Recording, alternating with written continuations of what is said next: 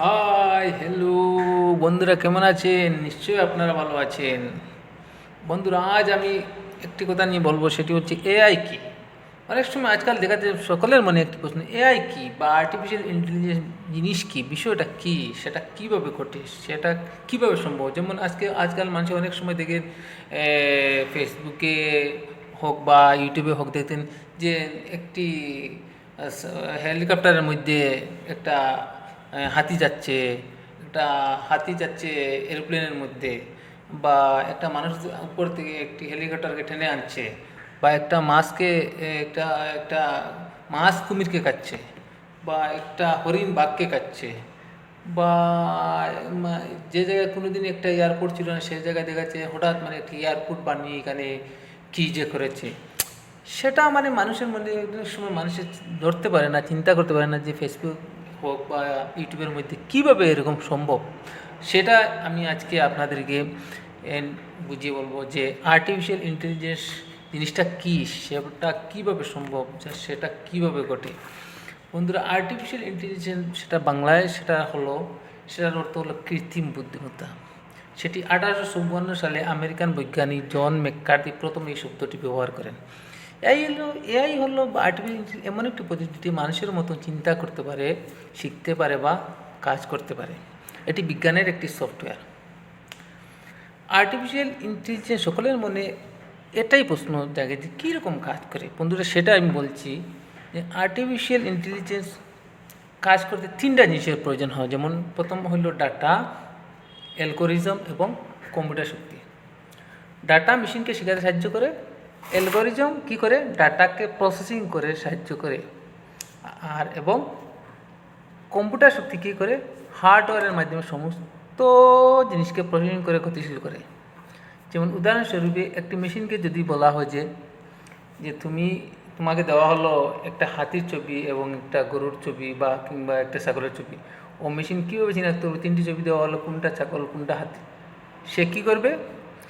মেশিনকে যেভাবে শেখানো হয়েছিল তার মাধ্যমে প্রসেসিং করে সে বলবে যে এটা হাতির ছবি, এটা ছাগলের ছবি, এটা আর কী ছবি ছিল সেটাই বলবে।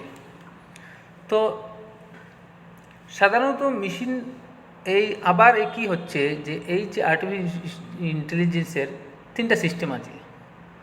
একটা হলো মেশিন লার্নিং। মেশিন লার্নিংয়ে কী করে?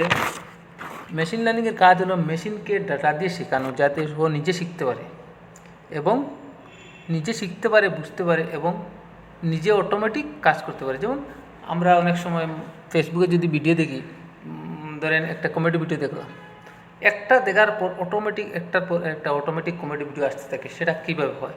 সেটাই হচ্ছে মেশিন লার্নিংয়ের কাজ। সেটা অটোমেটিক সে বুঝতে পারে যে আপনার মনে, আমার মনে কী চাই, সেটা আপনার চাওয়া আপনার পছন্দ বুঝতে পারে, সে অটোমেটিক দিতে থাকে।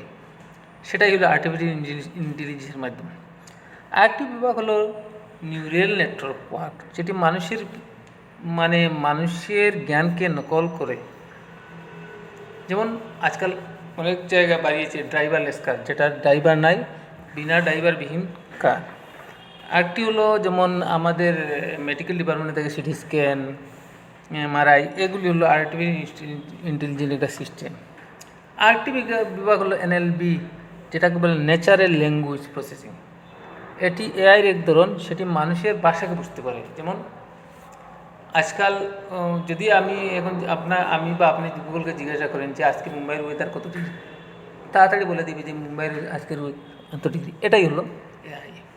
তো আশা করি আপনারা বুঝতে পারছেন অ্যালগরিজম জিনিসটা কী, অ্যালগরিজম, নেটওয়ার্ক বা এআই সিস্টেম এগুলার কীভাবে কাজ করে সেটা আমি বললাম। আশা করি আপনারা সবাই বুঝতে পেরেছেন। সো এইটুকু বলার ছিল যে এআই জিনিসটা কী। মানুষের মনে অনেক সময় চিন্তা হতে থাকে যে এআই কী জিনিসটা কী, বা অনেক সময় প্রশ্ন থাকে এখানে কী একটা প্রকাণ্ড জিনিস, সেটা কীভাবে সম্ভব?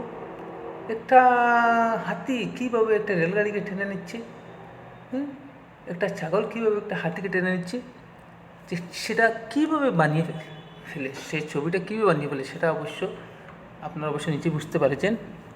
তো ভিডিওটা যদি ভালো লাগে অবশ্যই একটু লাইক কমেন্ট করবেন। Bye bye.